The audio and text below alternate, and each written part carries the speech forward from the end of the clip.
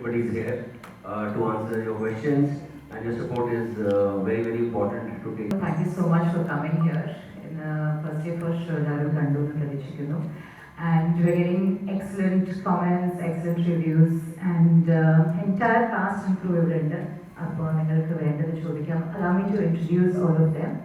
Let me start with the man who rarely appears. My interviews appear, the captain of the ship. Let's hear it for our director, please, Mr. Sajid. And then we have a producer, James Singh. We have Rasool sir. And of course there's Kishore, there is Kalesh, Merin. At the back we have Aryan, we have Gargi, and we have Grishma, we have Revati, and of course we have Suraj. That's our editor. Revati is the beautiful woman, our flashback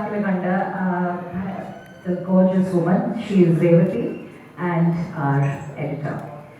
So, please go on. We are here. The floor is open for you. So, let's start. And of course, naturally.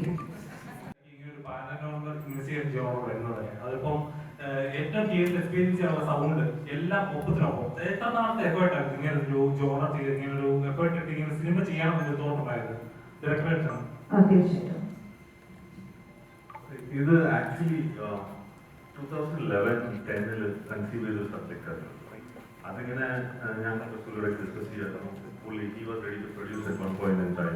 പിന്നെ pandemic വന്നു, അങ്ങനെ അത് സ്റ്റക്കായി. ആ സമയത്ത് JD, my dear friend and colleague, I was discussing it with him. He said, let's do this. And he had the balls to come to a market which nobody has come and produce this film and back a movie like this. Again, in the conception, also കുറച്ച് experiences MTV with Girls Night Out was reality or reality series that I have created and directed it also.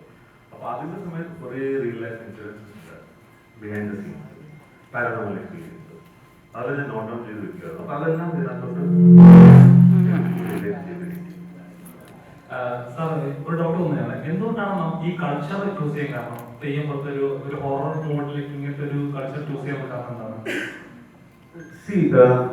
Film ചെയ്യുകയാണെങ്കിൽ personal ഒരു question എന്ന് പറയാം. Film ചെയ്യണമെങ്കിൽ ഒരിക്കലും എപ്പോഴും മലയാളത്തിൽ തന്നെ ചെയ്യണമെന്നുള്ളത് എൻ്റെ വളരെ വലിയൊരു ആഗ്രഹമായിരുന്നു. ആൻഡ് ഇവിടുത്തെ കഥ to send stories from Kerala to the world, അതായത് ദാറ്റ് വാസ് മൈ ഐഡിയ. അപ്പം തെയ്യവും നമ്മുടെ ഈ ആൻസിസ്റ്റർ വർഷിപ്പ് ആനിമിസം ഇതും എല്ലാവരും തെയ്യവും നല്ല connected. It is very beautifully set together. That is the reason why Theyyam എലമെന്റായിട്ട് യൂസ് ചെയ്തത്.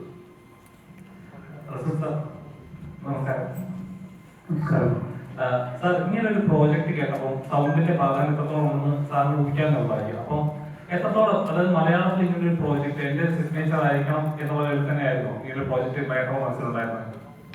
ഇല്ല, അങ്ങനെ സിഗ്നേച്ചർ സംഭവങ്ങളൊന്നുമില്ല. ബേസിക്കലി നമ്മളൊരു ഈ ജോണറിൽ ഒരു സിനിമ ചെയ്യുമ്പോൾ ഈ ശബ്ദമിട്ട് ഒച്ചയിട്ട് ആൾക്കാരെ പേടിപ്പിക്കുന്ന പരിപാടി അത് വേണ്ട എന്ന് ഞാൻ ഒരു ബേസിക് ഡിസൈൻ കൺസെപ്റ്റിൽ അങ്ങനെ വേണ്ട എന്ന് തന്നെ തീരുമാനിച്ചിട്ട് I wanted to work in fear as an emotion. അതൊരു ലോങ് സ്റ്റാൻഡിങ് ഇമോഷനാണ്. It's not just one sporadic one spike that you saw something and get scared. അങ്ങനെയല്ലാതെ ഒരു ലോങ് സ്റ്റാൻഡിങ് ഇമോഷനായിട്ട് നിൽക്കണം. അത് ഫിയർ നമുക്ക് എല്ലാവർക്കും എപ്പോഴും ഫിയർ ഉണ്ട്. അപ്പം parents are feared, they are scared about the children going astray. നമ്മൾ കുട്ടികൾ ബൈക്കിൽ പോകുമ്പോഴും ഒക്കെ സംഭവിച്ചു പോകും, ബൈക്കിൽ പോകാൻ പാടില്ല, അല്ലെങ്കിൽ it's just constantly in our psyche, fear as an emotion. അത് ഒരു സിനിമയിൽ നമ്മൾ കാണിക്കുന്ന ഒരു പ്രത്യേക സ്റ്റോറിയിൽ how do you weave it in, and sound has ability to bring people take inside the film. I wanted to work a very ambisonic sound design so that people stay put, people stay with the film and yet feel, there is a sense of danger happening. We wish that the kids wouldn't have done something like that, It is the same feeling that a parent would feel when their young child, who has not got a license, takes bikes out of the house. I want the same feeling to come to the audience. You know, it's kind of a, how can I connect the everyday reality of our living to a film of this genre and kind. That is the basic idea. That's how I work towards creating the soundscape. Kishore sir ഇതിനകത്ത് ഒരു portion ഉണ്ട്, എനിക്ക് പറയാൻ പറ്റത്തില്ല, കാരണം ഒരു ഫേസിൽ വരുന്ന എക്സ്പ്രഷൻസും കാര്യങ്ങളും ഒരു മൾട്ടിപ്പിൾ പേഴ്സൺ ആ ഒരു ഷിഫ്റ്റ് ചെയ്യുന്ന ഒരു ഇതുണ്ട്. അപ്പോൾ ഒരു സ്ക്രീനിൽ അത് കാണുമ്പോൾ പ്രേക്ഷകർ നല്ലോണം ഫീൽ ചെയ്യും. അത് പെട്ടെന്ന് ഷിഫ്റ്റ് ആവുന്ന ഒരു മുഖത്ത് മാത്രം വരുന്ന എക്സ്പ്രഷൻ്റെ ഒരു ഫീലിംഗ് ഉണ്ട്. ഇങ്ങനെ ഒരു ക്യാരക്ടറിൽ മാറാനായിട്ട് ട്രാൻസ്ഫോം ചെയ്യാനായിട്ട് എത്രത്തോളം എഫേർട്ട് ഉണ്ടായിരുന്നു? Sorry, I'm just going to take 1 second. Ella, mobile on a silent mode, please. May I request you just put your phones on silent? Thank you. Thank you. There's an effort here, but everything was written beforehand. When the writer, Sajid, and I'm saying that changes are more. So thanks to Sajid. And the process is very easy. When you do something challenging like this in a single shot, so and the ease of communicating from the director actually helps. That's how it helps.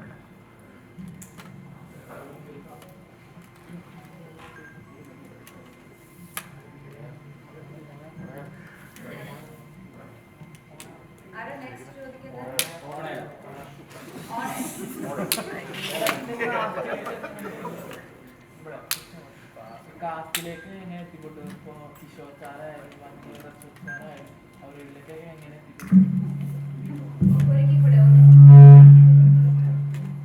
കാസ്റ്റിങ്ങിനെ കുറിച്ച് see, Rasool is I know him, we are family. You know, so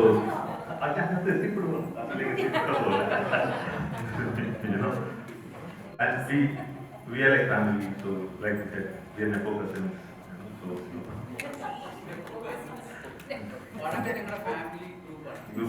family group family group, the Balkan group. You know, so he was always there to take advice, support, whatever.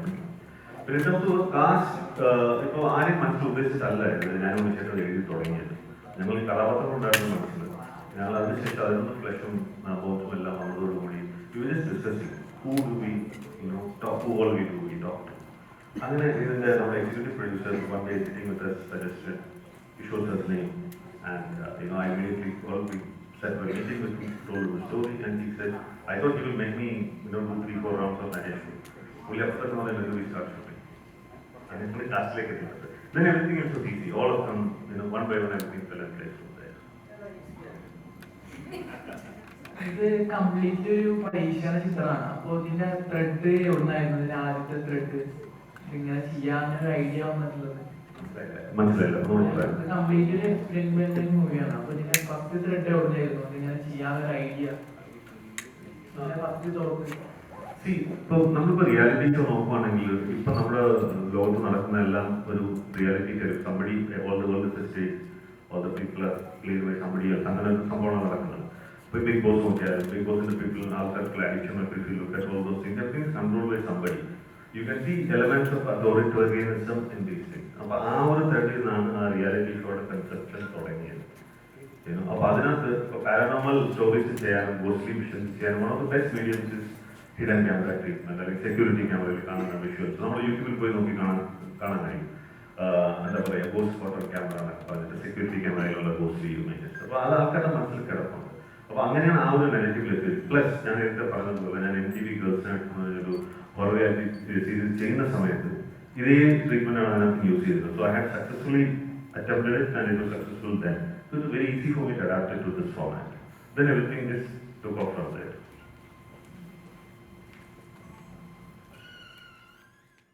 GoPros തന്നെയാണ് use ചെയ്തത്. അതിൽ എല്ലാ റിയലിസ്റ്റിനുമായിട്ട് അത് തന്നെയാണ് use ചെയ്തത്.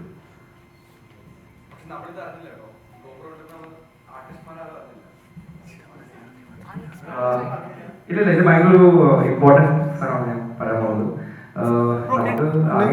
നമ്മളോട് പറഞ്ഞില്ല ഇതിനകത്ത് ഗോപ്രോ ഉണ്ട്. ഈ ടോൾഡ് ക്യാമറ ആണ്, പക്ഷെ we don't know like it is actually like, you know, shooting when it's on.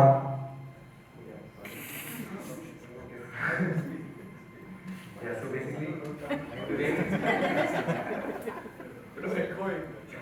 basically, നമ്മൾ അവിടെ ക്യാമറ ഉണ്ടെന്ന് നമ്മൾ അറിഞ്ഞില്ല. നമ്മൾ ഷൂട്ട് ചെയ്തു first. Initially we did our part, നമ്മുടെ റിഹേഴ്സൽ. ആ റിഹേഴ്സലായിരുന്നു ആക്ച്വലി ഷോട്ട് ഓൺ. അപ്പം നമ്മൾ ഏത് ഷോട്ടാണ് യൂസ് ചെയ്യാൻ പോകണം നമുക്ക് അറിയില്ല. അപ്പോൾ ഗോപ്രോ, ജംഗിൾ, ലൈറ്റ് ഇതെല്ലാം എനിക്ക് വേണ്ടി ഒരു പുതിയ കോൺസെപ്റ്റ് ആയിരുന്നു. ബാക്കി ആർട്ടിസ്റ്റ് അറിയില്ല. അപ്പോൾ അതൊരു learning. It was other directors plus another DOP Keiko Nakara, Japanese. She had valid inputs in ഇങ്ങനെ ചെയ്യാം. അപ്പോൾ ഞാൻ GoPro യൂസ് ചെയ്യാൻ സജസ്റ്റ് ചെയ്തപ്പോൾ ടെക്നിക്കൽ കുറച്ച് ഡിഫിക്കൽട്ടീസ് ഉണ്ടായിരുന്നു. ബട്ട് ലക്കിലി GoProയുടെ ലേറ്റസ്റ്റ് സൊല്യൂഷൻസ് ഇപ്പോൾ അവൈലബിൾ ആയിരുന്നു മാർക്കറ്റിൽ. സോ അത് എളുപ്പമായിരുന്നു ആക്ച്വലി. മലയാളത്തിൽ ചെയ്യുന്ന ചിത്രങ്ങൾ നോക്കുമ്പോൾ വളരെ സെലക്റ്റീവ് ആയിട്ട് ചെയ്യുന്ന പോലെ തോന്നുന്നുണ്ട്. അതുകൊണ്ടാണോ അങ്ങനെയാണോ ക്യാരക്ടേഴ്സ് എനിക്ക് ഡെപ്തുള്ള ക്യാരക്ടേഴ്സ് മതി എന്നുള്ളതുകൊണ്ടാണോ മലയാളത്തിൽ കുറച്ചുകൂടി ചിത്രങ്ങൾ മാത്രമുള്ളത്? എനിക്ക് ഒരിക്കലും അതേ സെയിം ക്യാരക്ടറിനെ റിപ്പീറ്റ് ചെയ്യണമെന്നൊരു ആഗ്രഹം അങ്ങനെ പ്രത്യേകിച്ചില്ല. I prefer doing different kinds of styles. അതായത് ട്രെയിനിൽ പാടി നടക്കുക, അല്ലെങ്കിൽ സൂപ്പർ മോഡലാവാം, അല്ലെങ്കിൽ ഇതുപോലെ ഒരു നോർമലായ ഒരു പെൺകുട്ടിയാവാം. സോ ഐ എൻജോയ്, അതൊരു എക്സ്പ്ലോറേഷൻ ഞാൻ അധികം എൻജോയ് ചെയ്യുന്നതാണ്. കിസ്മത്തൊക്കെ ചെയ്തതിന് ശേഷം അതുപോലെ തന്നെ 2-3 ക്യാരക്ടേഴ്സിനെ എനിക്ക് ഓഫർ ചെയ്തു. പക്ഷേ അതിൻ്റെ ഇടയ്ക്ക് കുമാരി എന്നൊരു പടം വന്നിട്ടുണ്ടായിരുന്നു. So that was also completely different. പിന്നെ അതിനുശേഷം പടക്കം കിട്ടി. അപ്പോൾ ഐ പ്രിഫർ, അതാണ് ഒരു രസം, ഒരു എൻജോയ് ചെയ്തൊരു വേറൊരു ക്യാരക്ടറായി മാറുന്നത്. I like the process. അപ്പോൾ യെസ്, ഞാൻ സെലക്റ്റീവായിട്ടാണ് ചെയ്യുന്നത്. പിന്നെ അത്രയും ഓഫേഴ്സ് വേണ്ടേ, കുറച്ച് ഓഫേഴ്സ് വരും, അതൊന്നും ഞാൻ സെലക്ട് ചെയ്യും. So yeah. Who's next? Shooting Kishore സാറുള്ള ഒരു പ്രൈം സീൻ, എല്ലാ കാര്യങ്ങളും റിവീൽ ചെയ്ത് തുടങ്ങുന്ന ഒരു സീനുണ്ട്. കോറിഡോറിൽ നടന്നിട്ടുള്ള സീൻ. അതിൻ്റെ പുറകിൽ നടന്നിട്ടുള്ള റൈറ്റിംഗ് ആയിരുന്നു, സിനിമാറ്റോഗ്രഫി ആയിരുന്നു, ഇവർ കൊടുത്തിട്ടുള്ള ആക്ടേഴ്സ് കൊടുത്തിട്ടുള്ള എക്സ്പ്രഷൻസ് ആയിരുന്നു, സാറിൻ്റെ സൗണ്ടിങ്, ആ എഫേർട്ട് ഒരു ഏരിയ പാടിയിരുന്നെങ്കിലും കംപ്ലീറ്റ്ലി അതിൻ്റെ എസ്തെറ്റിക് വാല്യൂ മാറിപ്പോയത്. വേറെ രീതിയിൽ ആൾക്കാരെടുത്ത് പക്ഷെ എല്ലാം റൈറ്റ് ടൈം റൈറ്റ് പോയിന്റിൽ വർക്ക്ഔട്ട് ആയിട്ട് അതിൻ്റെ അടുത്ത എഫേർട്ടിനെ കുറിച്ച്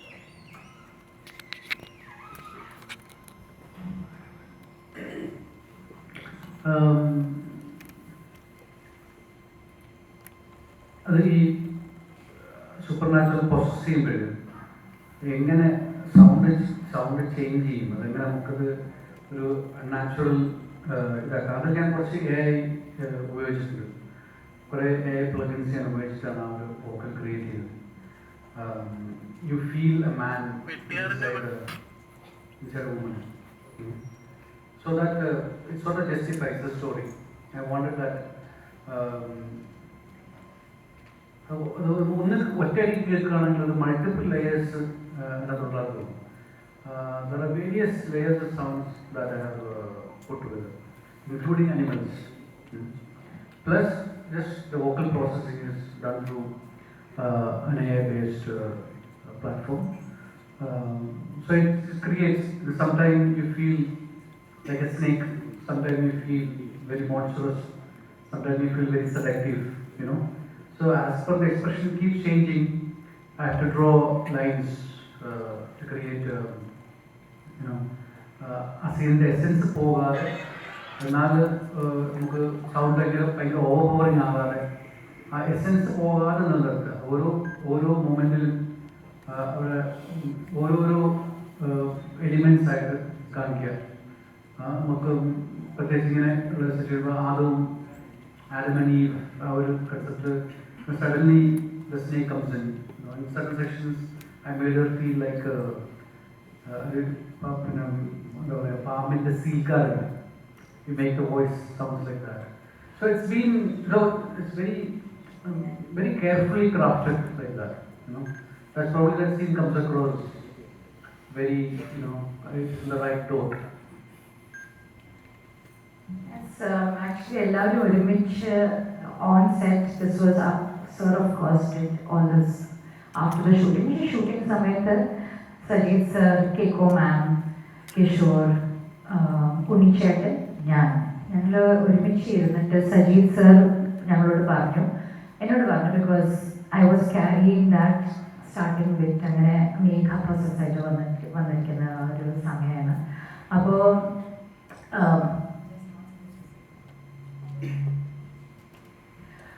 Sajeev sir said that Shruti you tell me, നിങ്ങൾ പറയൂ ഇതാണ് പോയിട്രി, ഇതാണ് ഇതിൻ്റെ അർത്ഥം, ഇതാണ് സീൻ, നമുക്ക് ഇത് എങ്ങനെയാണ് ക്രാഫ്റ്റ് ചെയ്തെടുക്കുക.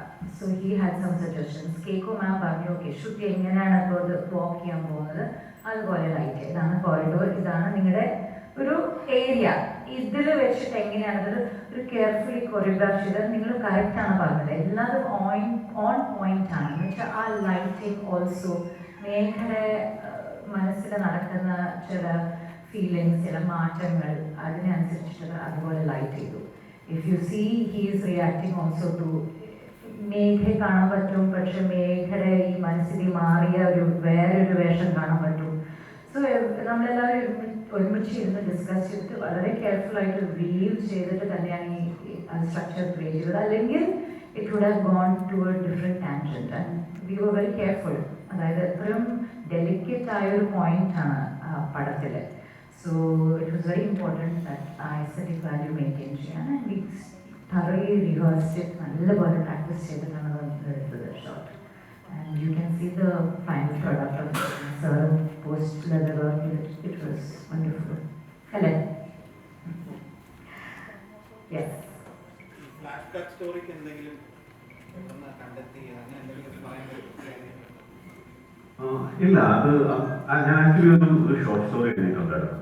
അപ്പോൾ അവിടെ നിന്നാണ് stories it's like A marriage of multiple things. So അപ്പം ഈ പാരനോർമൽ സംഭവം ഞാൻ 10 വർഷം മുന്നേ സീരീസ് ചെയ്തുകൊണ്ട സമയത്ത് ഈ സ്റ്റോറിയുടെ മൈക്കോളജിനകത്ത് വളരെ നൈസായിട്ട് ബ്ലെൻഡ് ചെയ്യുന്നുണ്ട്. അങ്ങനെ അത് automatic it was A very nice blending. It happen naturally. Director sir, ഒരു പാൻ ഇന്ത്യൻ കണ്ടന്റ് ആണല്ലോ, അപ്പം മറ്റ് ഭാഷകളിലേക്ക് റിലീസ് ചെയ്യുന്നുണ്ടോ? എങ്ങനെയാണ് അതിൻ്റെ പ്ലാനിങ് ഒക്കെ? മറ്റു ഭാഷകളിലേക്ക് ചെയ്തിട്ട് ഇപ്പോൾ കറന്റ് മറ്റു ഭാഷകളുടെ വർക്ക് നടന്നുകൊണ്ടിരിക്കുകയാണ്. ഇമ്മീഡിയറ്റ്ലി ഇതായിരുന്നു. ഗ്രീഷ്മ, സിനിമയിലെ ഓഡിഷൻസ് കണ്ടായിരുന്നു. അന്നേരം ശ്രീബജേട്ടനായിരുന്നു ഇതിൻ്റെ ഓഡിഷൻസിനെ പറ്റി പറഞ്ഞത്. അന്നേരം അത് കിട്ടിയപ്പോൾ ഞാൻ ഓഡിഷൻ ചെയ്തു. അന്നേരം ഞാൻ ബോംബെയിലായിരുന്നു താമസിച്ചുകൊണ്ടിരിക്കുന്നത്. ആൻഡ് സോ അന്നേരം ശ്രീബജേട്ടൻ നമുക്ക് ഓഡിഷൻ ചെയ്തു, വീഡിയോ എടുത്തു. Then ഞാൻ സജിത് സാറിനെ ആക്ച്വലി കാണാൻ പോയായിരുന്നു. And he told me the whole story.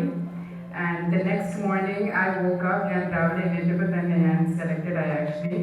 And I was just really grateful. I still remember രാവിലെ എനിക്ക് യെസ് പറഞ്ഞപ്പോൾ ഞാൻ ആക്ച്വലി കരയായിരുന്നു. എൻ്റെ അമ്മയുണ്ടായിരുന്നു. ബിക്കോസ് ഞാൻ കുറേ വർഷമായിട്ട് ആഗ്രഹിക്കുന്നതായിരുന്നു ഒരു ഫിലിമിൽ അഭിനയിക്കാനും പാട്ട് പാടാനും. And thankfully, thanks to everyone, I was able to make that happen. And I had the privilege to work with Rasul sir, Sajid sir, Kishore sir, Shruti ma'am, and JD sir, and Unia sir, Vijibal, Kiko Nakavara, everyone, Aryan, Gargi, actually everyone. Really, Chichi, Merit Miracle, like, and the other movie, and actually, I was a it felt like home. And yeah, thank you for everything, generally. പല ഇൻഡസ്ട്രീസിൽ work ചെയ്തിട്ടുള്ളതാണ്. ഇപ്പോൾ മലയാളം അല്ല തെലുങ്കിലെ all ലെവലിൽ work ചെയ്തിട്ടുള്ളവരാണ്. ഇപ്പം മറ്റ് ഇൻഡസ്ട്രീസിൽ നോക്കുകയാണെങ്കിൽ അവർ പറയുന്നത് content oriented സിനിമകളില്ല Malayalam ഇൻഡസ്ട്രിയിൽ നിന്നാണ് വരുന്നത്. ഒരു റെഫറൻസ് എടുക്കുകയാണെങ്കിൽ തന്നെ അവർ മലയാളം ഇൻഡസ്ട്രിയാണ് റെഫർ ചെയ്യുന്നത് പറയുന്നത്. ബട്ട് കളക്ഷൻ റെക്കോർഡുകളോ അങ്ങനത്തെ കാര്യങ്ങളൊക്കെ നോക്കുമ്പോൾ മറ്റ് ഇൻഡസ്ട്രിയിലാണ് മുമ്പിൽ നിൽക്കുന്നത്, മലയാളം പുറകിലാണ്. എന്തുകൊണ്ടാണ് ഇങ്ങനെ സംഭവിക്കുന്നത്? ഒരു ടെക്നീഷ്യൻ എന്ന ലെവലിൽ അഭിപ്രായം അങ്ങനെയല്ല. കളക്ഷനിൽ ലാസ്റ്റ് ഇയറിൻ്റെ if you take a record Malayalam cinema outstanding level. ഇപ്പോൾ നമ്മൾ കേരളത്തിന് പുറത്ത് നിൽക്കുന്നുണ്ട്. We look back, Keralam and Malayalam cinema is the most dynamic film industry today. Like I remember somebody asked JD, why has he made a film like, why did he, as a Bombay production house, only എന്തിനാ നാട്ടിൽ വന്ന ഒരു Malayalam cinema ചെയ്യും? The answer to that was very, very interesting. He said, no, I see the best of technicians working in Bombay Indian cinema are Malayalis, most of them. And world standard content is coming from Malayalam cinema. So I want to do a film. I want to make a film. This is the best way to make a film. as Malayalis, our collective responsibility is that when somebody like him, കേരളത്തിന് പുറത്ത് ഇവിടെ വന്ന് നമ്മുടെ language cinema എടുക്കുമ്പോൾ it become our collective responsibility to make that film a success. And I think to make Vadakan a success is our collective responsibility. മലയാളത്തിൽ ഒരു cinema ചെയ്തിട്ട് ഇനിയും എങ്ങനെയുണ്ട്, ഇവിടെ ഉള്ള ഒരു എക്സ്പീരിയൻസ് എങ്ങനെയായിരുന്നു, അതുപോലെ ഇനിയും ഒരു മലയാള സിനിമ ചെയ്യാനുള്ള ചാൻസ് ഉണ്ടോ, മലയാളത്തിൽ വീണ്ടും ഇൻവെസ്റ്റ് ചെയ്യാൻ? I think my experience has been fantastic. And like what Prasid said, the best part was the professionalism and the quality of work which came out of it, and that you all see. And at Orbit Studios, our vision when we started off, this is our debut film on the studio side, was that we want to make a film which can travel the globe.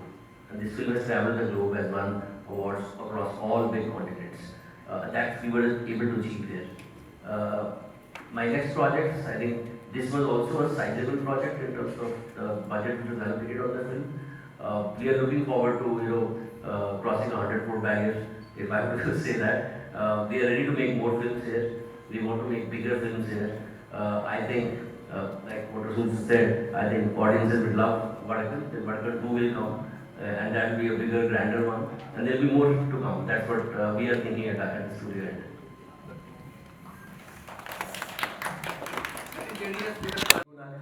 നമ്മുടെ DOP പുള്ളിക്കാരി പറയും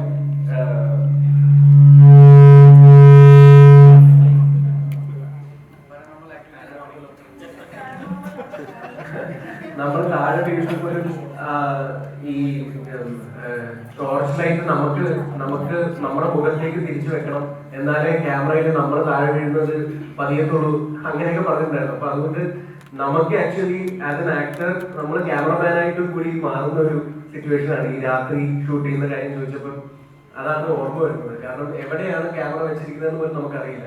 ചില മരത്തിന്റെ മുകളിലും പിന്നെ വേറെ ഏതൊക്കെയോ കോർണറിലൊക്കെയാണ് കിണറിലൊക്കെയാണ് camera fit ചെയ്തിരിക്കുന്നത്. അപ്പൊ നമ്മൾക്ക് ആസ് എൻ ആക്ടർ നമ്മളെപ്പോഴും ഒരു ക്യാമറയ്ക്കാണ് നമ്മൾ റിയാക്ട് ചെയ്യുന്നത്. You are reacting to a camera, you want to be camera favouring, അതൊന്നും ഇല്ല ഇവിടെ. നിങ്ങൾ ആ സിറ്റുവേഷനിൽ എങ്ങനെ റിയാക്ട് ചെയ്യുമോ അത് റിയാക്ട് ചെയ്തോളൂ, ഞങ്ങൾ പിടിച്ചോളാം എവിടെന്നെങ്കിലും എന്നുള്ള രീതിയിലാണ്. അപ്പൊ അതുകൊണ്ട് as an actor it was A very new experience. രാത്രി ഷൂട്ടിന്റെ കാര്യം ചോദിച്ചുകൊണ്ട് പറഞ്ഞത് ഈ സെൽവയിന്നും അതേപോലെ തന്നെ ഇന്ദ്രധനുഷിന് എത്രത്തോളം വ്യത്യാസമാണ് ഈ നാരായണൻ? നിങ്ങൾ പടം കണ്ടില്ലേ? സെൽവയെ പോലെയല്ല, ഇന്ദ്രധനുഷിനെ പോലെയും അല്ല. നാരായണൻ കംപ്ലീറ്റ്ലി ഡിഫറെന്റ് ആണ്. നാരായണൻ എന്താ പറയുക, ഒരു ഈ ആവശ്യമില്ലാതെ തന്നേടിയാണെന്ന് കാണിക്കുന്ന അഹങ്കാരിയായിട്ടുള്ള അത്യാവശ്യം കോഴിയായ കണ്ടാൽ ഇടം കൊടുക്കണം തോന്നുന്ന പോലത്തെ ഒരു ക്യാരക്ടറാണ്. അപ്പൊ അത്രയും വെറുപ്പിക്കലാണ് നാരായണൻ. അപ്പൊ അത് അങ്ങനെ തന്നെ ചെയ്യാം എന്നുള്ളതാണ്. സെൽവയെ പോലെ കണ്ടാൽ അയ്യോ എന്ത് നല്ല മനുഷ്യല്ലേ എന്ന് തോന്നില്ല.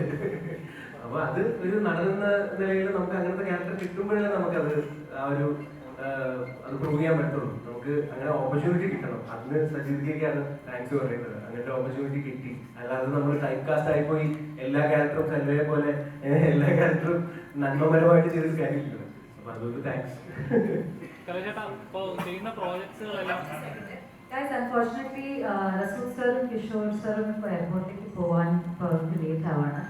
They have to catch a flight. അപ്പോൾ ഇവർക്ക് എന്തെങ്കിലും ക്വസ്റ്റ്യൻസ് ഉണ്ടെങ്കിൽ please ask them and then we'll continue. റസൂൽ സാർ, അടുത്ത ഡയറക്ടോറിയൽ പ്രോജക്റ്റ് മലയാളത്തിലുണ്ടോ? അടുത്ത directorial project something is in pipeline. സാറിന് ഏറ്റവും കൂടുതൽ ഹൈ തന്ന മൊമെന്റ്സ് ഏതായിരുന്നു? ഏറ്റവും കൂടുതൽ ഹൈ തന്ന ഒരു മൊമെന്റ് ഏതായിരുന്നു? ഒരു portion High moment. I think for me it is the last 5 minutes of the film, because it's also you don't generally find in a movie like this any thrillers or any kind of film that borders between a thriller and a ghost story. You don't get to explore, someone is going through a redemption in his life. So that part of the film to me is my personal favorite. the last 5 minutes is really, really nice and goes into the water. Actually, the whole how the film began, the whole painting comes back, and story of the afterlife and everything. For me, the watch that's going reverse. And I like the name of the watch. But so many things that are very, I don't want to take the name, but very honest in that sense.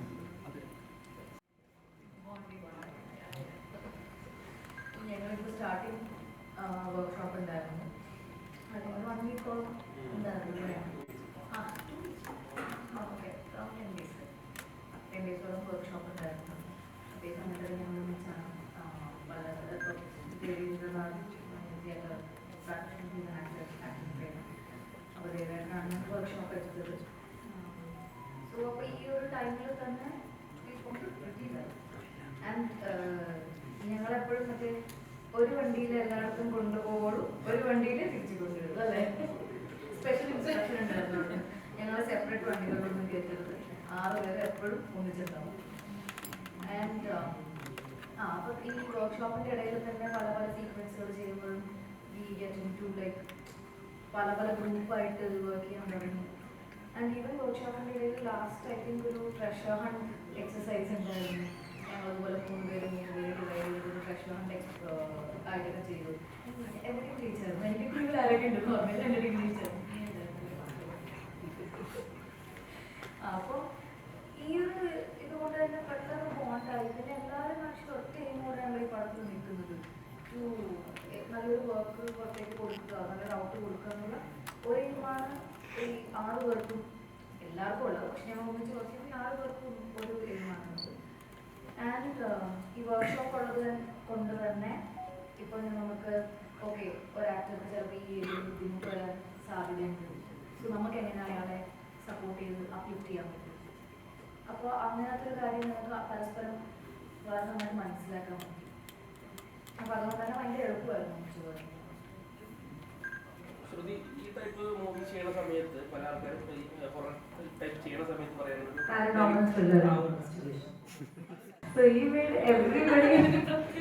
പ്രത്യേകിച്ച്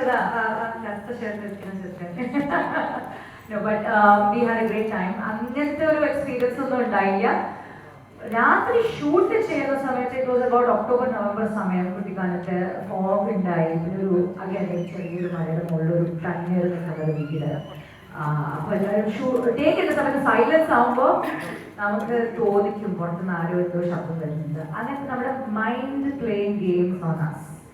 അതുകൂടാതെ we do not have any scary experience അങ്ങനെയൊന്നും ഉണ്ടായില്ല. പക്ഷെ I was scared. അത് ഞാൻ പറയാം. കാണുവാണെങ്കിൽ നിങ്ങൾക്ക് ഈ എൻഡിങ് ഈസി ആയിട്ട് മനസ്സിലാവും. ഈ എൻഡിങ് മനസ്സിലാവുകയാണെങ്കിൽ ഈ സിനിമയുടെ ഫസ്റ്റ് സീൻ ഒന്ന് ഓർത്തെടുത്താൽ മതി. ഫസ്റ്റ് ഫ്രെയിം ഓർത്തെടുത്താൽ തന്നെ നിങ്ങൾക്ക് അതിന്റെ എൻഡിങ് പിടികിട്ടും. അപ്പൊ അതുകൊണ്ട് ഇനി അത് മനസ്സിലാവാത്ത ആളുകൾ റിവ്യൂ, പക്ഷെ റിവ്യൂവില് അത് ഒരു പോരായ്മയായിട്ട് പറയുന്ന അങ്ങനെ പറയുന്നുണ്ടെങ്കിൽ അത് വീണ്ടും ആ സിനിമ ഒന്ന് പോയി കാണുക. ഇത് ജസ്റ്റ് ഒരു ജംപ് സ്കാരിന് വേണ്ടിയിട്ടോ എന്നെ പേടിപ്പിച്ചില്ല എന്നൊക്കെ കുറെ റിവ്യൂസ് ഉണ്ട്. ഇത് പേടിപ്പിക്കാൻ വേണ്ടിയിട്ടുള്ള സിനിമയല്ല.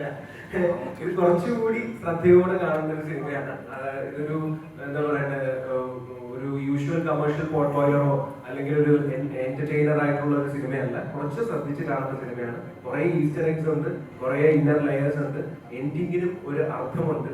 അപ്പോൾ അത് മനസ്സിലാക്കിക്കൊണ്ട് ഈ സിനിമയെ കാണുക എന്ന് ഒരു ചെറിയൊരു റിക്വസ്റ്റ്. Thank you. പഴയ തന്നെ നിങ്ങളായിട്ട് വിട്ടായിരുന്നു ഇതിന്റെ ഷൂട്ടിംഗ് ചെയ്തെന്നൊക്കെ ഇങ്ങനെ പല ഇന്റർവ്യൂസിലൊക്കെ പറഞ്ഞു കേട്ടു. അപ്പൊ എങ്ങനെയാണ് നിങ്ങളെ ഡയറക്ടർ അല്ലെങ്കിൽ ഇതിന്റെ ക്രൂ നിങ്ങളെ മോൾഡ് ചെയ്തെടുത്തത് എങ്ങനെയായിരുന്നു? പ്രത്യേകിച്ച് സ്വന്തമായി തന്നെ ചെയ്യുക എന്നൊരു സംഭവത്തിലേക്ക് എത്തിച്ചത് എങ്ങനെയാണ്?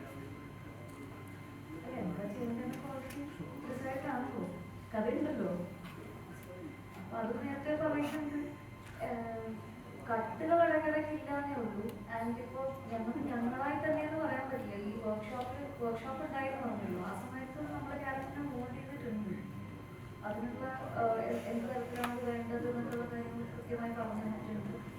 അപ്പോൾ ഇപ്പോൾ ഈ കമാൻഡ് ഇല്ല എന്ന് പറയുന്നതും ഒരു ഷോട്ട് എടുക്കുന്നതിന് മുമ്പ് ഓക്കെ ഇവിടെ നിങ്ങൾ ഇങ്ങോട്ടാണ് പോകേണ്ടത്, ഇന്ന കാര്യങ്ങളാണ് ഉണ്ടാവുക, ഇതൊക്കെ ആയിരിക്കും നിങ്ങളുടെ ലൈൻസ്. ഇതെല്ലാം ആക്ച്വലി എടുത്തോണ്ടിരിക്കുന്നത്. അങ്ങനെ മറ്റേ പശുവിനെ അഴിച്ചു വിട്ടപ്പോൾ എന്താ പരിപാടി ഒന്നുമില്ല. ഓക്കെ, അപ്പം എല്ലാവർക്കും പോകുമ്പോൾ നമുക്ക് എക്സാക്ട് ഒരു പൊസിഷനോ അല്ലെങ്കിൽ ക്യാമറ എവിടെ ഉണ്ട് എന്നൊന്നും അറിയില്ലാന്ന് നമ്മളെവിടെ പോയാലും നമ്മൾ റെക്കോർഡ് ആയിരിക്കും എന്ന് നമുക്കറിയാം. ബിക്കോസ് ഐ തിങ്ക് ഒരു 17 ക്യാമറയോളം ബ്ലോഗ് എല്ലായിടത്തും ഉണ്ടായിരുന്നു, പുറത്തും ക്യാമറാസ് ഉണ്ട്. അപ്പം നമ്മൾ എവിടെ എത്തി പോയാലും എല്ലായിടത്തും ക്യാമറ ഉണ്ട്. നമുക്ക് എവിടെ വേണമെങ്കിലും പോകാനുള്ള ഫ്രീഡം ഉണ്ട്. പക്ഷെ എന്നാലും ഈ റൂമിലായിരിക്കും, ഇവിടെ ആയിരിക്കും, ഇവിടെ നിന്ന് അവിടെ ഗാന്ധി ശരിക്കും പറയാം സിനിമകളൊക്കെ കുറച്ചുകൂടെ അഡ്വാൻസ് ആയിക്കൊണ്ടിരിക്കുകയാണ്. ഡിജിറ്റൽ മീഡിയ OTT അങ്ങനെ വളർന്നുകൊണ്ടിരിക്കുകയാണ്. അപ്പം തിയേറ്റർ അല്ലെങ്കിൽ നാടകങ്ങൾക്ക് അതിനുള്ള പ്രാധാന്യങ്ങൾ എപ്പോഴും കിട്ടാറില്ല, ശ്രദ്ധിക്കപ്പെടാറില്ല. വിശ്വസിക്കുന്നുണ്ടോ അങ്ങനെ?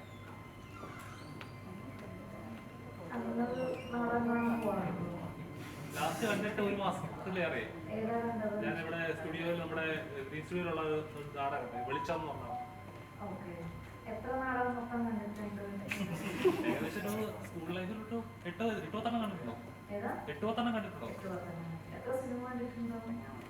ഇഷ്ടംപോലെ കണ്ടിട്ടുണ്ട്. അതുണ്ട്. കാര്യം എനിക്ക് തോന്നുന്നു നമ്മുടെ കൾച്ചറിൽ നാടകം ഉണ്ടായി വരുന്നതൊരു പ്രൊട്ടസ്റ്റിന്റെ ഒക്കെ ഭാഗമായിട്ടാണ്. അപ്പൊ നമുക്കൊരു ഒരു പ്രൊട്ടസ്റ്റിന്റെ ഭാഗമായിട്ടാണ് നാടകം നമ്മുടെ കൾച്ചറിൽ ഉണ്ടായി വരുന്നത്. അതൊരു ആർട്ട് ഫോമിനേക്കാൾ ഉപരി ഒരു പ്രതിഷേധമായിരുന്നു. അത് പിന്നെയാണ് നമുക്ക് കുറച്ചുകൂടെ നമ്മൾ അതിനെ വീണ്ടും വർക്ക് ചെയ്യുന്നു. ഇപ്പൊ പല പല രാജ്യത്തു നിന്നുള്ള ഇൻഫ്ലുവൻസുകൾ ഉണ്ടാവുന്നു, ബ്രിട്ടീഷ് ഇൻഫ്ലുവൻസ് നമ്മുടെ നാട്ടിലേക്ക് വരുന്നു. അങ്ങനെ ഇറ്റ് ചേഞ്ചസ്, തിയേറ്റർ മാറുന്നുണ്ട്. പക്ഷെ നമ്മുടെ നാട്ടിലേക്ക് എനിക്ക് തോന്നുന്നു നാടകം ടിക്കറ്റ് എടുത്ത് കാണുക എന്ന് പറഞ്ഞൊരു കൾച്ചർ ഇപ്പോഴും നമുക്കങ്ങനെ ഇല്ല. ഇപ്പം നമ്മളൊരു ഷോ ഇവിടെ ചെയ്തു എന്ന് വെച്ചോ, കൊച്ചിയിലൊരു ഷോ ചെയ്യുന്നു. ഫസ്റ്റ് ഒരു ഷോ ചെയ്യുമ്പോഴേക്കും ടിക്കറ്റ് എടുത്ത് കുറച്ച് പേരൊക്കെ കാണും, സർക്കിളിലുള്ള ആളുകൾ കാണും. ഒരു 2 or 3 ഷോ ചിലപ്പോൾ പോയിട്ടുണ്ട്. ഇത്ര ആൾക്കാരെ നാടകം ടിക്കറ്റ് എടുത്ത് കാണാനുള്ളൂ, ഒരു 3 ഷോ എടുത്തുള്ള ആൾക്കാർ. പിന്നെ നമ്മൾ കണ്ടത് തന്നെ വേണ്ടുള്ളൂ. അപ്പോൾ നമ്മുടെ കൾച്ചർ ഇല്ലാത്തത് കൊണ്ട് തന്നെ ഇതിൽ നിന്ന് നമുക്ക് ഈ ഫണ്ടിങ് തിരിച്ചു കിട്ടാനുള്ളത് ഭയങ്കര ബുദ്ധിമുട്ടാണ്. പക്ഷെ സിനിമയ്ക്ക് ഇറ്റ്സ് മോർ പോപ്പുലർ. പിന്നെ ഒരു സിനിമ ഒരിക്കൽ ഷൂട്ട് ചെയ്ത് കഴിഞ്ഞാൽ പിന്നെ എവിടെ വേണമെങ്കിലും കാണിക്കാമെന്നുള്ള ഈസി ഒരു ഓപ്ഷൻ ഉണ്ട്. പക്ഷെ ഒരു നാടകത്തിന് ഇപ്പോൾ ഒരു 10 ആക്ടേഴ്സ് ഉണ്ടെന്ന് വെച്ചാൽ ഒരു സെറ്റ് ഉണ്ട്. ഇത് വേറൊരിടത്ത് കളിക്കണമെങ്കിൽ 10 പേരും വീണ്ടും എത്തണം, 10 പേരുടെ സമയം വീണ്ടും ഉണ്ടാക്കണം. ഈ സെറ്റ് ട്രാൻസ്പോർട്ട് ചെയ്യണം നമുക്ക്.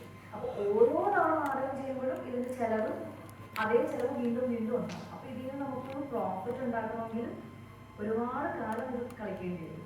അപ്പം അങ്ങനത്തെ ഒരുപാട് ബുദ്ധിമുട്ടുകൾ ഉള്ളത് കൊണ്ട് തന്നെ നാടകം സിനിമയുടെ അത്ര പോപ്പുലർ അല്ല. പക്ഷെ അതേസമയം നമ്മളിപ്പോൾ ഇപ്പോൾ UK പോവുകയാണെങ്കിൽ അവിടെ തിയേറ്ററിന് ഒരു ടിക്കറ്റ് കിട്ടുക എന്ന് പറഞ്ഞാൽ only the most rich people can afford A theatre ticket. അത് അവിടെ ഒരു എലീറ്റ് സ്വഭാവമാണ്. വടക്കൻ മൂവിയിലെ തന്നെ പാട്ടാണ് മയത്ര. MC കൂപ്പർ ആയിട്ടുള്ള ബിജുവാൽ സാറാണ് പ്രൊഡ്യൂസ് ചെയ്തത്.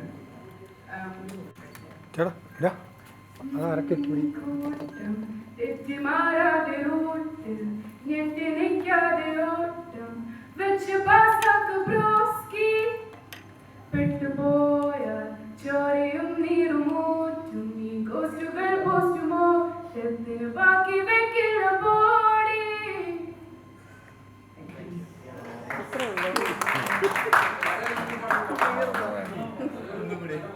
ഒന്നുകൂടി നടക്കുന്നോണം.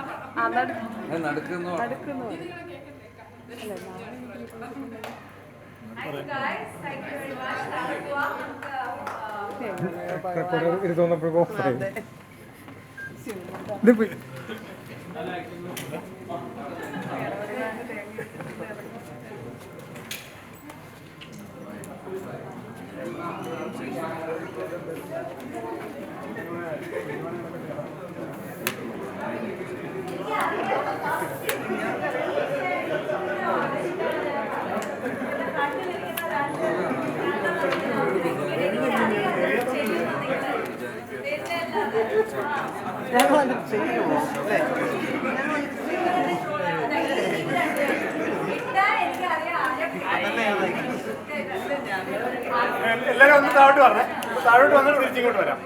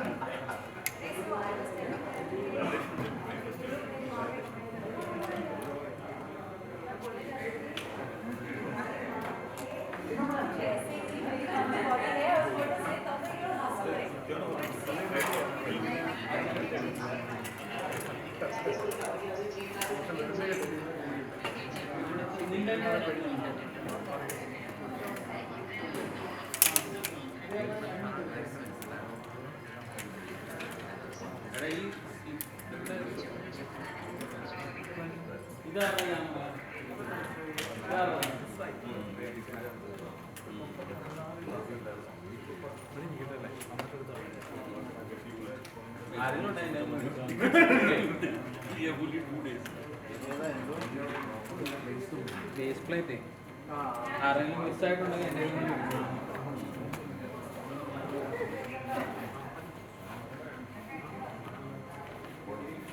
സെറ്റല്ലേ മാനു ആരെങ്കിലും ഇങ്ങനെ ലൈറ്റ് ഒന്ന് ഓഫാക്കും കൊണ്ടുപോകണമെങ്കിൽ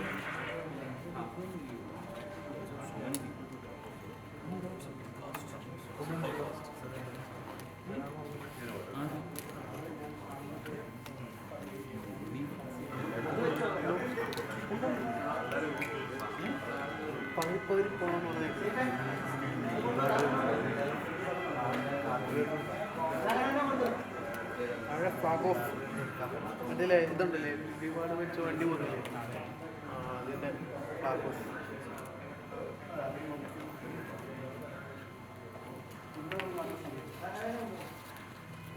G85 ആണോ G85 ആണോ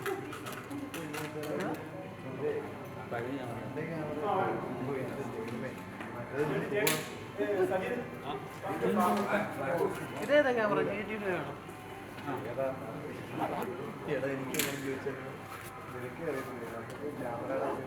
എടുക്കുക ഓണാക്കുക ഓണായ ഭാഗ്യം നേരത്തെ എവിടെ റെക്കോർഡിങ് സ്റ്റാർട്ട് ചെയ്യുന്നതെന്ന് അറിയില്ലായിരുന്നു അല്ല അത് പിന്നെ നോക്കിയപ്പോൾ കിട്ടി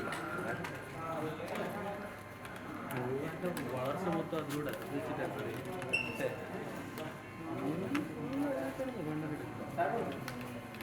ഞാൻ ഇതിന് എൻ്റെ മറ്റേ ഫോൺ മറ്റേ ക്യാമറ ഇല്ലേ അതിനകത്ത് മറ്റേ ലെൻസ് മാറ്റിയിട്ട് നോക്കി ഉപയോഗിച്ചായിരുന്നു കേട്ടോ അടിപൊളിയാണ്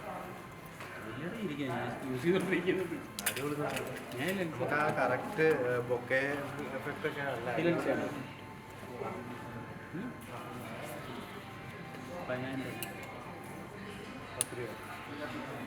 നോക്കട്ടെ എനിക്കിപ്പം പേയ്മെൻറ്റ് ഈ മാസം ഉണ്ടാവില്ല ഈ മാസം ഉണ്ടാവില്ല EMI തരാൻ പറ്റുവാണെങ്കിൽ EMI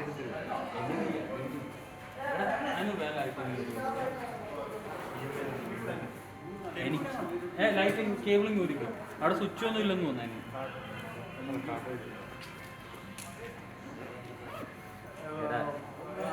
എനിക്ക് കാർഡ് ഉണ്ടോ ഞാൻ കാർഡ് എടുക്കാൻ പറഞ്ഞു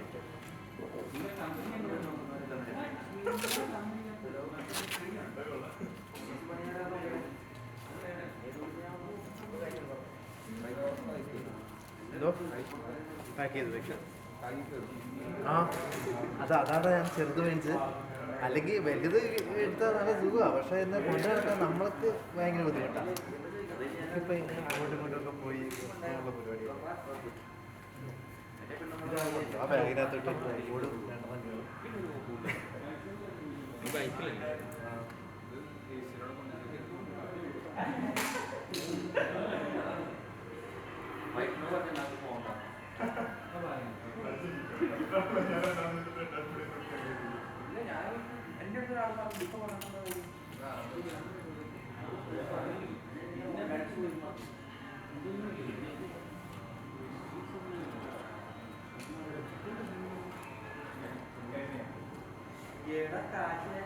ആളൊന്നും 2000 ബാക്കിയുണ്ട്